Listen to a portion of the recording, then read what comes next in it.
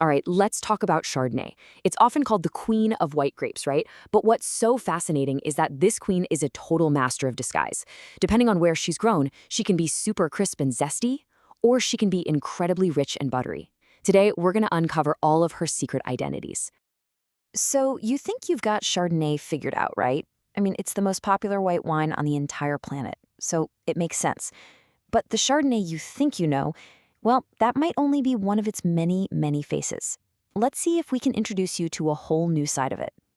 For a lot of people, the word Chardonnay immediately brings one thing to mind. You know, that big, buttery, super oaked style.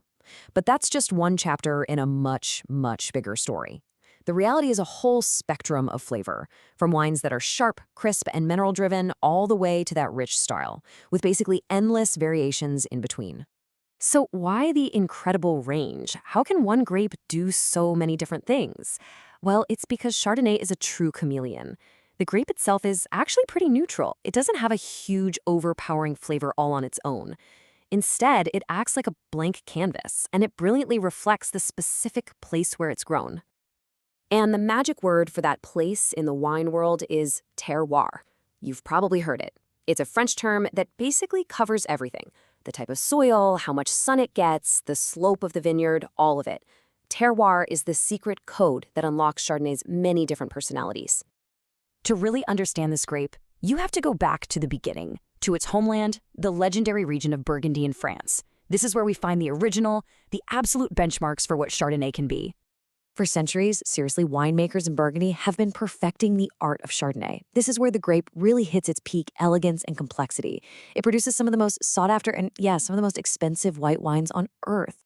And you can see terroir in action right there within Burgundy itself. It's amazing. Way up in the cool north, you've got Chablis. Its soil, this stuff called Camaragian limestone, is packed with ancient marine fossils. This gives the wine this unmistakable flinty, mineral character with super high acidity and notes of lemon and green apple. But just head a bit south to the Côte de Beaune, and the soil changes to more clay and marl. Suddenly, the wine is richer, it's creamier, with flavors of peach and hazelnut.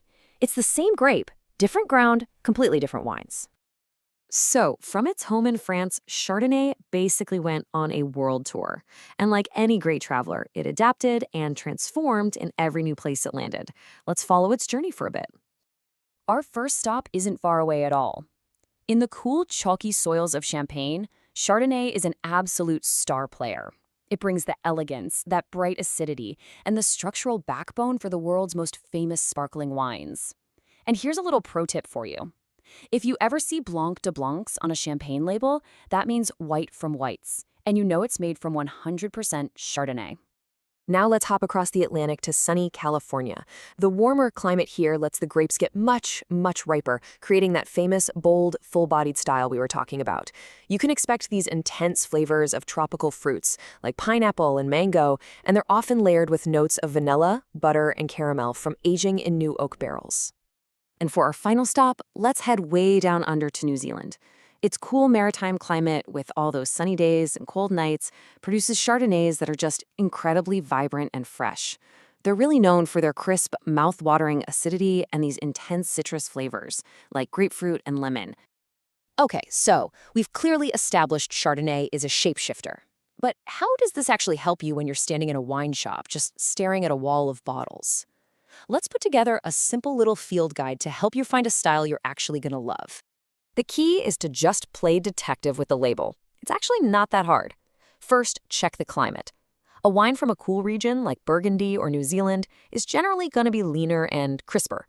A wine from a warm spot like California is going to be richer and fruitier. Then look for oak clues.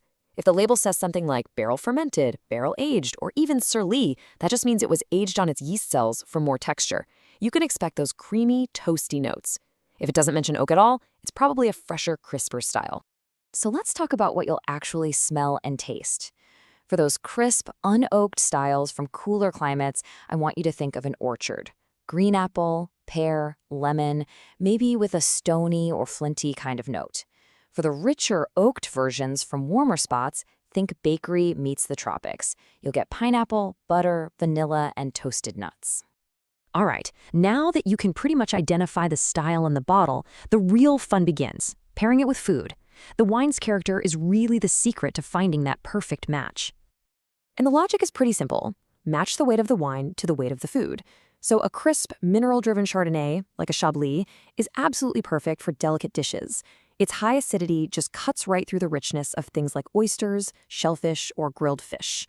On the other hand, a rich oaked Chardonnay can totally stand up to heartier food. It's a classic pairing with roast chicken, creamy pasta dishes, or, my personal favorite, lobster drenched in butter. So where does this global superstar go from here? The world of Chardonnay is anything but static, you know? It's constantly evolving, responding to new challenges and new tastes all the time. Winemakers are actively responding to a changing climate, seeking out cooler, higher altitude vineyards to keep that beautiful acidity.